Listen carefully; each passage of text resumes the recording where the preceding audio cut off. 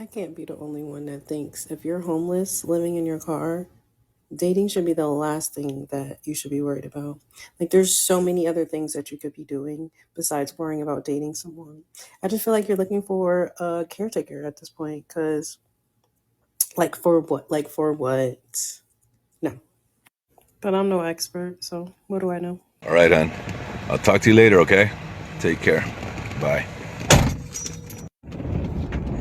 Yeah, so my girlfriend's homeless.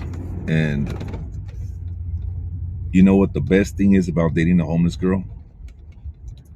So you can drop them off wherever you want. Bye, bitch! So a couple weeks ago, I was texting a woman, and she told me she was living with her parents, which is, there's no shame in that. She said she's unemployed in between things, living with her parents. Same, like 2 sentences. She asked where I lived. I told her I rent a house. Verbatim, she said, "Ooh, men who don't own property are a red flag." Stupid son of a... I can't stand a dumb motherfucker, man. That was pathetic. You can't make this shit up. You can't make this shit up. You're broke! You're fucking poor!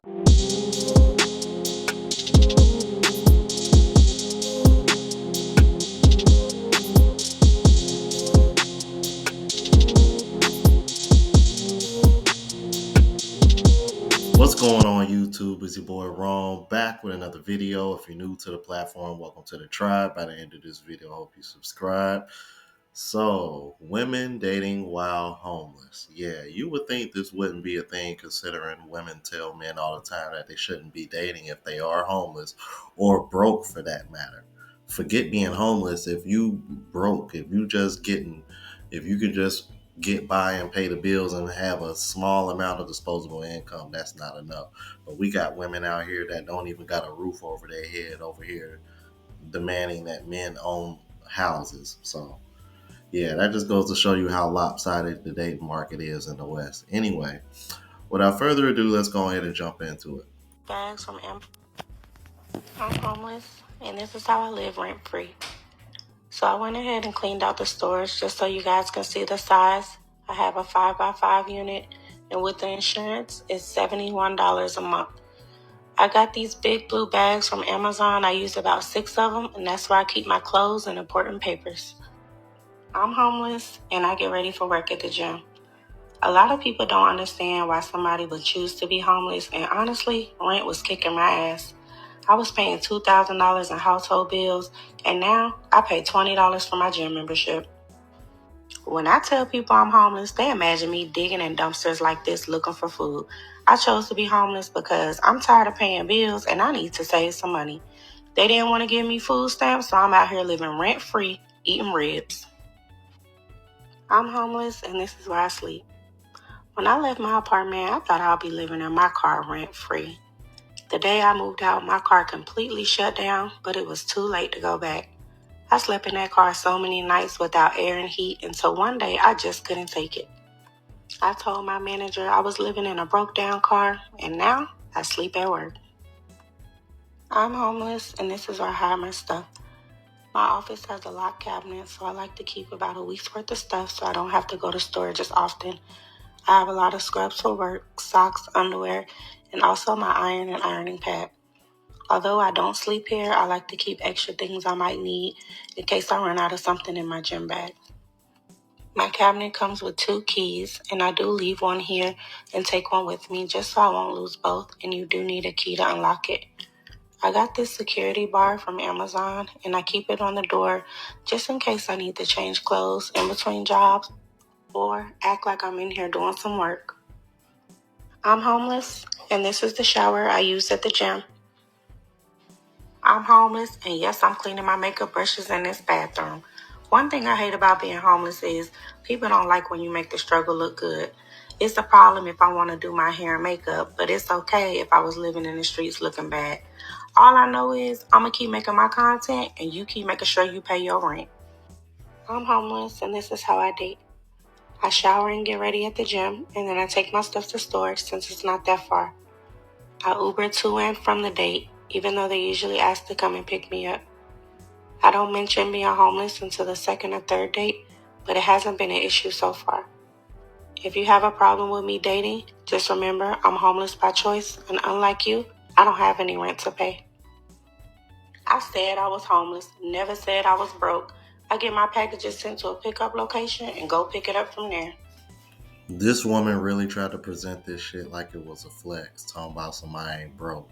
Ma'am, if that's the case, then you should have at least been able to replace your car, right? Or I guess she figured, well, hell, shit, that's one less bill I have to worry about, and I'm already over here trying to save money. Man, that woman broke. I don't give a damn what you say. You broke. You broke.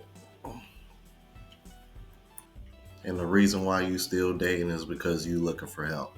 Let's keep it a buck. You looking for a man to come in and take you in. You ain't fooling nobody. I got a feeling you're gonna start seeing more of this because it kind of reminds me of that one chick that was doing something similar. I might play that if I can find that. So a couple weeks ago, I was texting a woman, and she told me she was living with her parents, which is, there's no shame in that. She said she's unemployed in between things, living with her parents. Same, like 2 sentences. She asked where I lived. I told her I rent a house. Verbatim, she said, "Ooh, men who don't own property are a red flag." Live from her parents' basement, she said this. I'm like, is it, like, don't you have a curfew? Like, what? At least I don't have to worry about waking up my parents if I bring somebody home. Like, what? I'm so sorry. Like, champagne taste on a beer budget, right? Again, no shame, but like.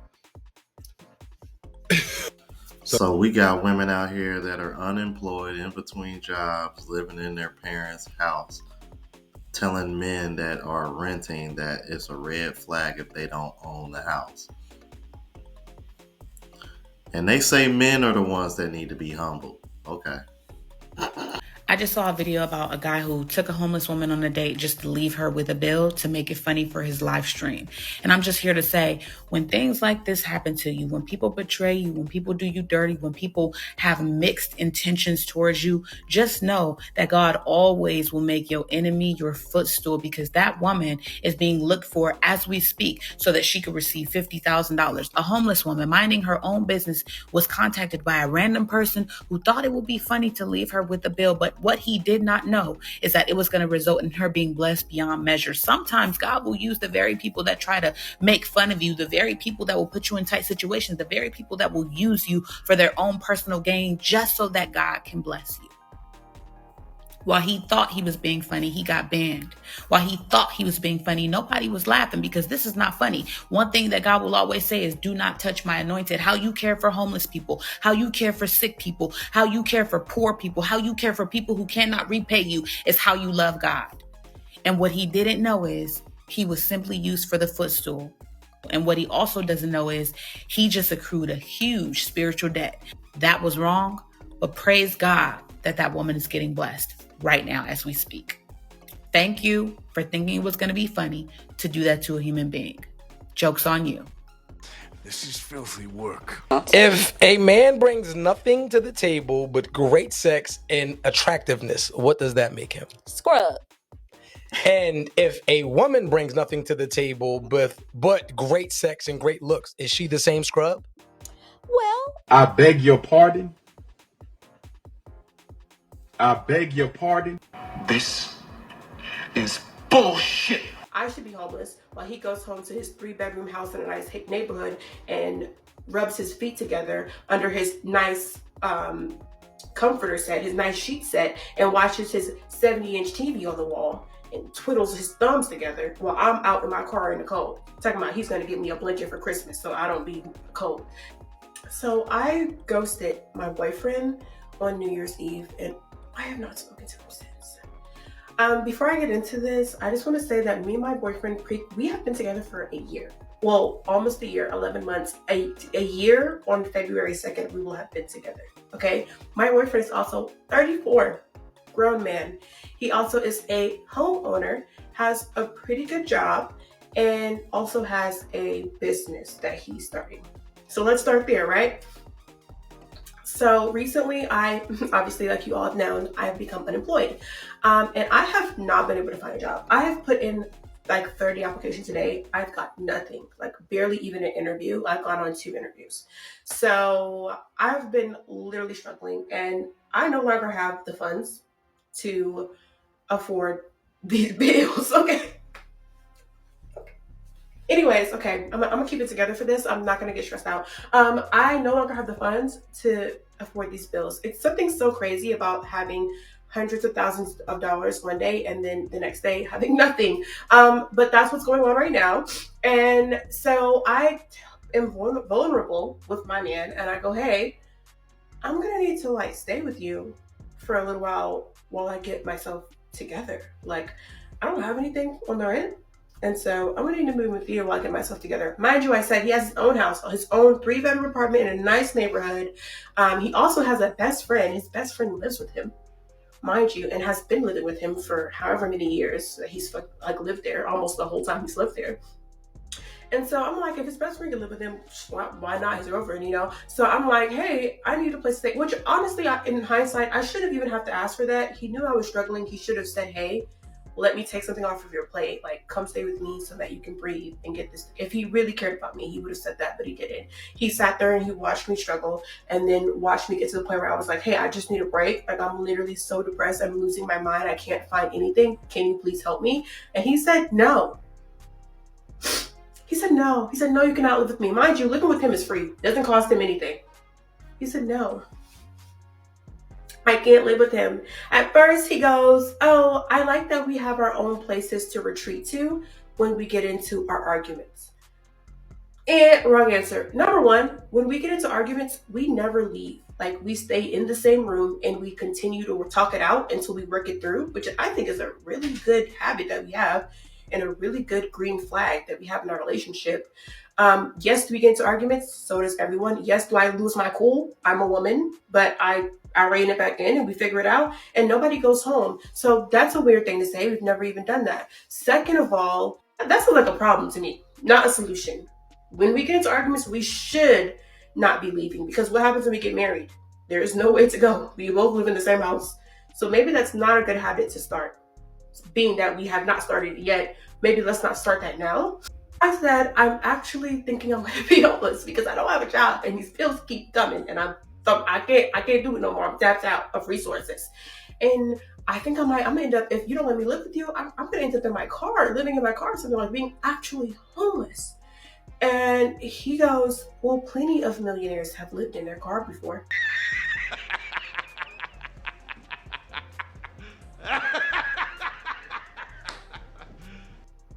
What the fuck?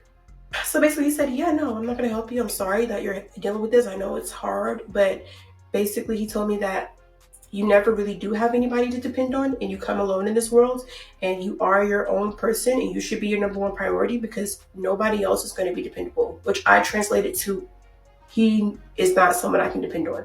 Why would I ever marry someone that I can't depend on? I'm a dependable person. I've had friends that I've let stay with me, that I've given a place to stay for free, that I've been able to like say, hey, you can lean on me. Like, don't worry about nothing. Take a break. I got you. So if I can be dependable to my friends, you can be dependable to your girlfriend. And that's where she fucked up when she made this rant, because you mean to tell me that you got friends that you've let stay with you when they were down and out or on hard times, but any of your friends weren't able to reciprocate to you in your time of need? Instead, you gonna point the finger at the boyfriend that won't let you stay with him. Because we all know what would have happened if she would have ended up staying with him. He wouldn't have been able to get rid of her. And knowing her and the way she come off, she probably wouldn't even try to get a job anymore at that point. As a woman who dated women and now date men, I thought, like I said, even as a woman now, if I had absolutely nothing and I couldn't take care of myself, I'm not about to date a man and I can't take care of myself. And back then, when I used to date women, I was more the masculine one. I'm not even comfortable dating and asking a girl to be my girl because, like you said, Billy, you already know how it's gonna go. So it's like, for you to even be comfortable enough to pursue somebody but not have the tools and what's necessary to pursue them, it doesn't make sense to me. It just like, get yourself together first in that area, because now we're building homes like 20s and stuff. You just building bonds probably on a college campus. You know what I'm saying? You're not worried about nobody paying your bills. But after a certain age, it's like, nah, I'm not doing it, because it's a red flag. Because why is you so thirsty for me, but you ain't got your life together? Now I'm like, what's your motive? So would you stick around to see it change and to see it, or you would just want him to go do what he do and come back? You'll stick around a little I bit? wouldn't mind having a friendship, but I will make sure he understands that this is a friendship. Because sometimes when you tell guys it's a friendship, they still want to pursue and be entitled to certain things. I'm not asking you for nothing. Don't offer to do anything for me. I'm not going to accept anything from you. Okay. We're friends. And then once I see that you're meeting that potential, of course, because the thing is, if you're that person with potential and not just a brokey, you're going to be able to have that conversation, right? I'm going to be able to sail through conversation if you really about what you say you about, because you got to have a certain type of experience. If you was on and you fell off, that means you're experienced in certain things, like how you manage your money, how you take care of your bills. You probably even got some money on the back end to help you while you're in that low, stance, especially after a certain age. So yeah, you might be broke, but you still, because you were doing what you were supposed to do, you got money to make sure you good while you're getting on your stuff. That's different. Brokey mean broke, no savings, nothing. Like, you have no, like she said, when you look at your resume, it looks like you jump from job to job to the point that the employer don't even want to hire you because you haven't been consistent in working. Those are like, I had to realize what red flags were. Y'all just told people to be okay with doing that a couple weeks ago. From jumping like I said, in your job. 20s, it's cool. 30s, and you see that they are still jumping from job to job 6 months, 6 months, 6 months, 6 months, 1 year, 6 months, 6 months. And then let's say they also not even in the same field. Those are red flags, because what are you really doing with your time? People who are consistently working to work towards something is going to show in their life. It's going to show on their resume. That's like, just look at their resume. See, and this is how you know it's getting bad, and everything ain't men's fault, because you're starting to see more women like her who have dated both men and women sharing the same sentiments that men have about women when it comes to dating and relationships. And kudos to her. I wish more women would be like this, because I always found it very hypocritical for a woman to sit over here and be okay with dating while homeless. Meanwhile, you got women out here that are telling men that they shouldn't date unless they're making like high 5 figures or 6 figures. Let's keep it moving. This lady is going through it, fellas. Let's see if we can help her out. I am too pretty to be this broke. Need to leave that dope alone. Tomorrow, my car note is due, and it's literally 3:30, and I have $16 in my bank account. Damn. I'm sorry. Because guess what? I've been unemployed for 2 months. I want you to get your ass up to date. Go out and look for a job. J-O-B. How am I this pretty and broke? Like, I need money. Someone help. I'm here to tell you right now, we don't care. Let me tell you, we don't care. Lady. Yo, I've come to the conclusion that there are a lot of women that are talking like this on the internet. It's not because they want a provider. It's not because they want a husband. It's not because they want a boyfriend. It's not because they out here looking for love or a connection. These women are literally just looking for help. They are looking for help. I'm so sick and tired of this narrative. These women, we're making more money than ever. I'm like, how is it that y'all are making more money than ever, but y'all are online begging more than ever? The math ain't mathing, man. Jeez. Y'all let me know what y'all thought about this. If you're new to the platform, please subscribe. OGs, I appreciate the love and support. Make sure y'all hit that bell notification. That way y'all know when I'm uploading. Hit the like button, because that's with the algorithm and helps me reach a broader audience. Also, look out for the travel vlog channel, Unplugged Traveler, as well as the live channel. Links are in the description. Until the next video, y'all.